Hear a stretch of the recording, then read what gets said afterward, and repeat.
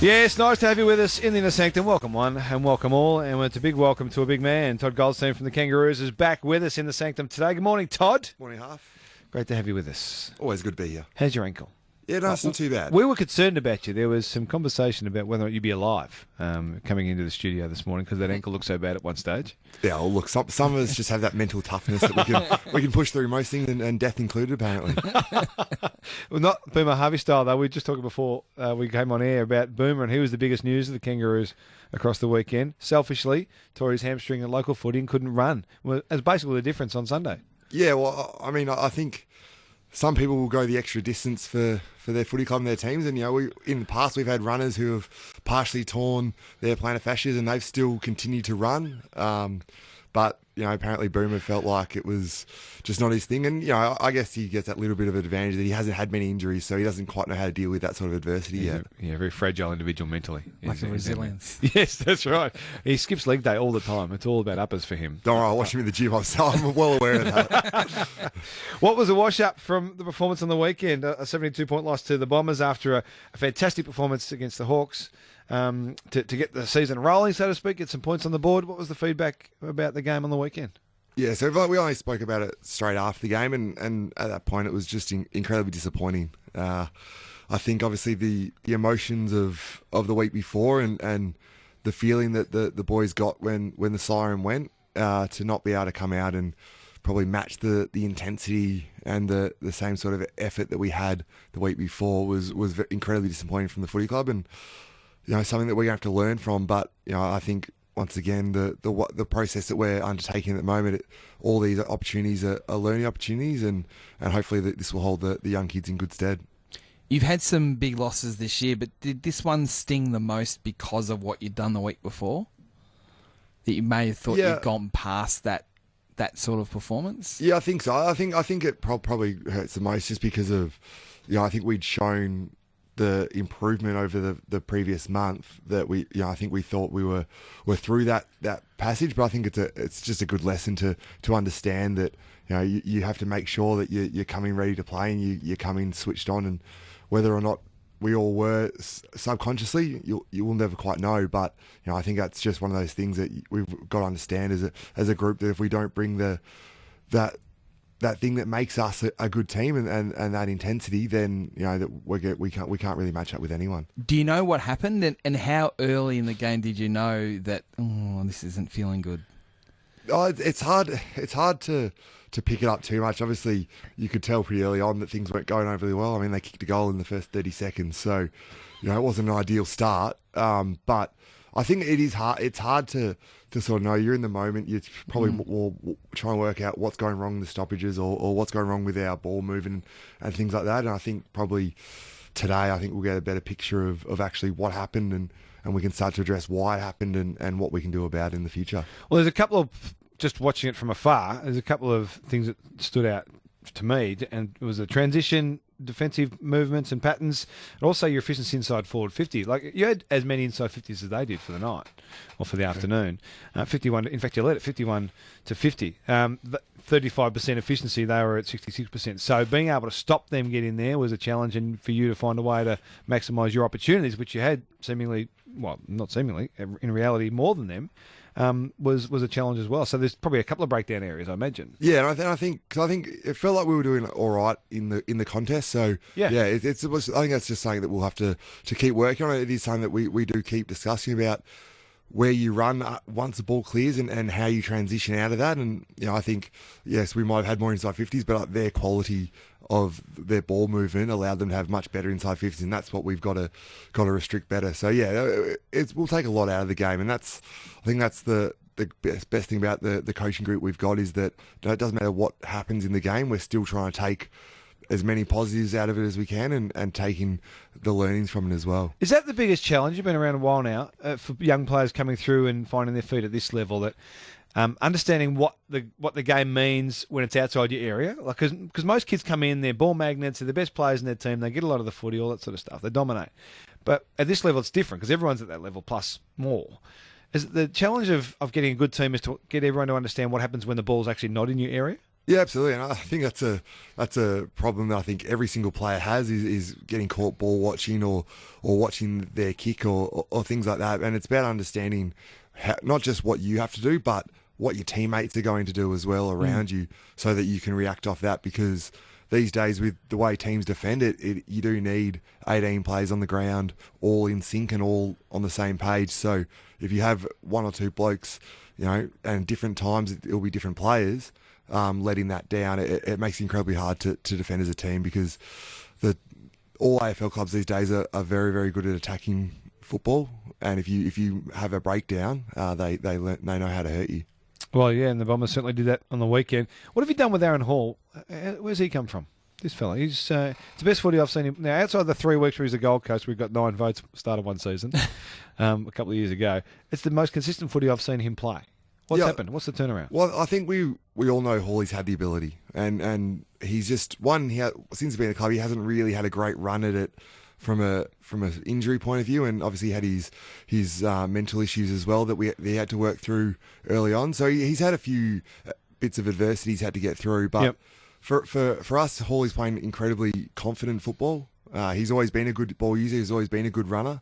He understands now his role, and I think he's got a lot of confidence from what the coaches give him. And it's amazing when he gets someone with a lot of talent and build them up and give them a lot of confidence from the coaching staff, just what they can do. And Aaron's a great example of that. Did you see that sort of, or this coming? Did you see, because new coaches can identify players that perhaps haven't been as good as they should have been, and maybe invest some time in them and give them the confidence to be that player. Did you see this coming a while away?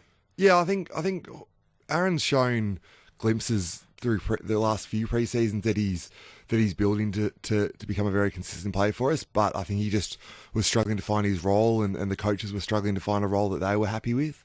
So I think the new coaching group that's come in have really seen a spot for him at half back, and have really trained him for that, and giving him the full knowledge and the full confidence that he can play the style of footy that can really help us off half back, and he's running with it, and that's and we love seeing Aaron up and about. And he's a great team man, and we're enjoying playing with him. One of the great things about the Inner Sanctum is we can get to sort of get the insights into what happens out on the field. So I'm interested to go back to your ankle injury and tell us when it first happened, what was going through your mind.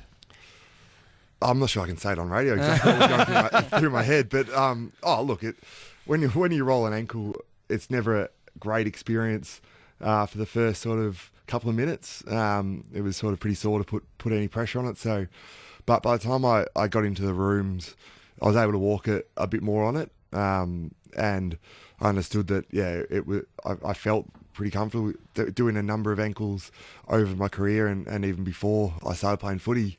I think I have a fair idea of when I do a bad one and when one that's not too much damage. So this one felt like it was all structurally sound. So it was just a matter of the physios and the doc taking me down and checking me out and making sure it was fine, and then just re-strapping it and going back out there. So when you went back out on, it looked like you hadn't done it at all. Does it feel like that? Like, are you actually playing through pain and uncomfortability in that last portion of the game, or does it feel 100%? Oh no, it definitely doesn't feel 100%. It's definitely sore. And I think sometimes you might get a painkiller injection or things like that. I didn't have one on the weekend, but there are options you can take. But there is always soreness. But every single player in the AFL, pretty much at this point of the year, is playing through some sort of soreness.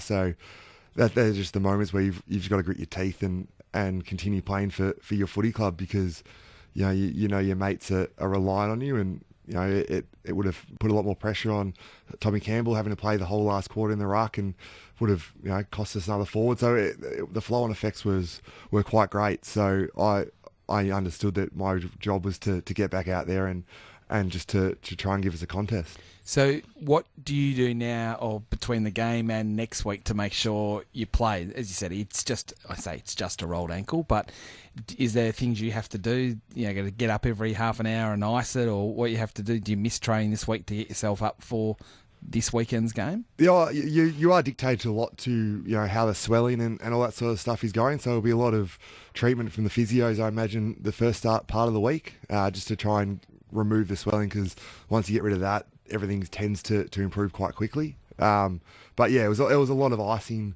a lot of compression over the last couple of days. The technology is great these days, so they've got machines now that you don't have to get up and get the ice or get the ice packs every half an hour. That it just keeps flowing through. So we got used to that. So yeah, it's just a lot of icing. But players are doing this sort of stuff every single week.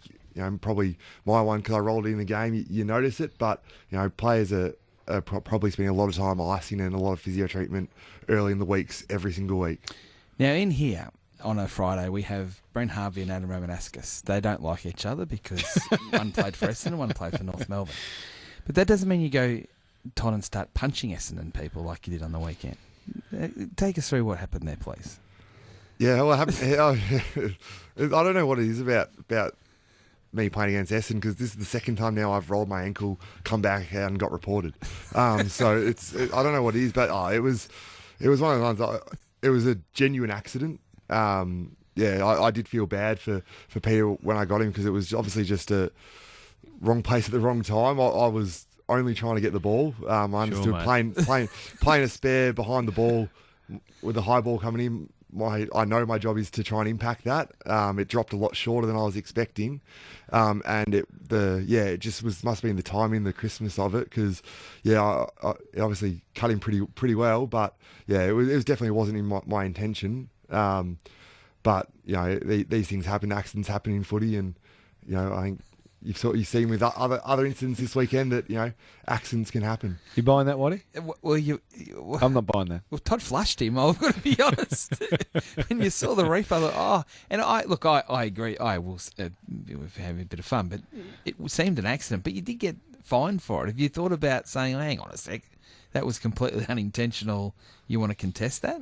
I think I only found out late yes afternoon that I'd been fined, but it's something I'll work through with the club this morning. But it is hard. You've got to, I think it was deemed careless. So it's on the onus on us to prove that it wasn't careless. So whether we can prove that or not, I'm not too sure. That's what we'll have to sit down with the club and discuss. But I think you do want to see the wrong acts being fined or being suspended for. So, I understand where the AFL is coming from, and I know from my perspective that I think it was just a glancing blow that can cut someone open. Peter seemed all right after the game, so I didn't concuss him or anything like that, which was good. It's one of those things that you've got to work through and look at all the different metrics that the AFL have and see if you can contest it. But I think it was probably fair enough. It was an accident. But I think we're more likely to probably accept that one. I reckon you got a case if you want to fight it. Just by the way, Peter seemed right. So play on words. He's doing great things. He's Todd. Fantastic work from you. Just on that stuff, though. I mean, as you say, that things are becoming a bit more forensic in the way we look at any sort of incidents, and particularly to the head. Are you talking about that in the locker room? Are these conversations you're having as players about having to be a bit more careful, or finding yourself second guessing yourself through passage of play? I mean, we saw the Holman tackle on Mitch Duncan, which the whole world, I think, thinks is an acceptable part of the game and the only thing you could do in those circumstances, and yet he's facing a 2-week sanction. Are you talking about these outcomes in the game these days? I think you've got to be aware of where the game's going, and you've got to be aware of what is allowed these days. The Holman one's an interesting one. I think you do have to be careful about. Accidents do happen. It is a physical game, and players are going to get hurt. So, for us, I think it's about understanding what you can and can't do. And I think you'll see there's been a lot less of those little punches and things like that behind the ball and all that sort of stuff. So you can see players are adjusting. So we do talk about it, and you do have to be aware. But once again, you want to be, as long as you're contesting the ball, and for example, my incident, I was trying to spoil the ball. That was my only focus, and you do have to be aware that accidents are going to happen. But as long as you're not doing anything out of the rules, then you've got to play the ball on its merits, and you don't want to take players' instincts away. And we've got someone like Jack Zeeble who obviously had that really bad run of suspensions when not one of them was deliberate. He was just trying to play the way he'd been brought up, and he's obviously had to adjust a little bit. But you don't want to take those instincts away from players, because if you start second guessing yourself, you're more likely to get injured yourself. Correct. And 2, you're no chance of winning the footy if you're that half a second off. It's an interesting phase, I reckon, for players and the mindset of that moment and dealing with that moment correctly and appropriately according to the new interpretations of the laws, because everything's escalated now. If there's an incident, everything's escalated. The impact goes from low to high, medium before you even think about it, which puts you in suspension mode. And so it's a fascinating part of the game, I reckon. The other part that I'm interested in from a Kangaroos perspective is this week we'll play round 11, so we'll be halfway through the season. You've got a really young team. Are you starting to see any signs that fatigue is playing a part or catching up with these kids, or is it looking pretty good from your perspective, your trained eye? No, I haven't seen that so far, and I think generally you can tell from the training sessions, and obviously we only do one main skills session a week, and that main training session you can get a fair idea, and generally over the last sort of 5 weeks the standard's been really high, the energy's been really high. Obviously can't be too fatigued considering we won our first game only a week and a bit ago. Yep. So, obviously things like that keep going, and I think the bye comes at a fairly good time for us. So everyone will be able to get a bit of a refresh and re-energise the body. But I haven't seen the drop off yet from the group, and hopefully I think we all understand where we're at. That the position we're in, we need to keep working. We need to keep working hard. So no, I'm pretty comfortable with where the group's at physically at the moment. We've got quite a few passionate North Melbourne fans that are texting in as we're speaking to you, Todd. Big Roo's one of those, certainly. He's asked about Tarryn Thomas and his development, because I think that's one thing that's really stood out over the last month or so, particularly, is his, I would say, dramatic rise. Yeah, I think everyone that's watched Tarryn understands how good of a player he could be, not just for the footy club, but in the AFL. Even from his first year at the footy club, straight away you start reminiscing on the ability of someone like a Daniel Wells, and you can see the similar traits in terms of the way he moves and the ball, the way he uses the ball, things like that. So I think we all know Tarryn has the ability. He's obviously thriving in his new midfield role. It's obviously a lot easier playing half forward. I'm sure Boomer will say it is now these days one of the harder positions on the ground to play. So it is hard to get involved in your possession. You do a lot of stuff that doesn't get possessions a lot of time as a half forward, whereas in the midfield he is able to get a lot more of the footy and showcase his skill set. So I'm not surprised that Tarryn's doing this well. I'm a little bit surprised how well he fit into the midfield and understood the structures and things like that. There's not too many times where I'm having to tell him off for being in the wrong position or things like that. Obviously, he's got a lot of work to do still to become the player that he could possibly get to. But all the signs are really good at the moment, and I think, it doesn't come as a surprise to any North Melbourne player or supporter. There's another one here from Dom from Reservoir who wants to talk about Cherry with an X and whether he can come in and play, because Tom Campbell's actually doing quite well, and then there's obviously yourself, and for so often you've done it on your own. Is there a way you can play all three? Might there be a situation where you play more permanently forward or spend more time on forward to give that opportunity for the three to play, or is it a Braden Preuss type situation where they'll only play if there's injuries? Yeah, it's a hard one. Obviously, not being in match committee, I'm not exactly sure where they're thinking, but I think I've really enjoyed having Tom Campbell in the side with me and having another ruck in there. It allows me to go forward a little bit more, as you said, and allows me hopefully to come off the ground from time to time. So I think whether or not they want to play all three of us, I'm not too sure. I think there's definitely room for two of us, and the coach seems to like the model that he was involved in with Brisbane, with having, in those days it was Steph Mann and McInerney. So he does like the idea of having two ruckmen in the side.